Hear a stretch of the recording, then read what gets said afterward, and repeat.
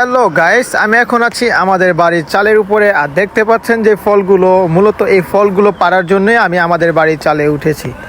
তো এই ফলগুলোর নাম হচ্ছে পানি ফল, মন্ডল আর হচ্ছে আরমোস।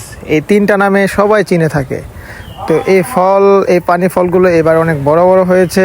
আর আমরা সব সময় নিচে থেকে ডালা দিয়ে বা বাঁশ দিয়ে আমরা একটা দুটা করে পেরে পেরে খাই। তো এবার দেখতেছি যে অনেকগুলো ধরছে আর একসাথে অনেকগুলো বড় হয়েছে।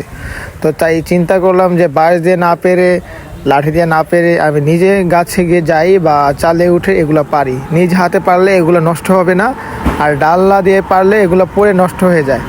তো এগুলো এখন আমি ছিঁড়তেছি আর অনেকগুলো পারছি। তো দেখতে পাচ্ছেন আরও অনেক নতুন নতুন ফুল বেরোইছে।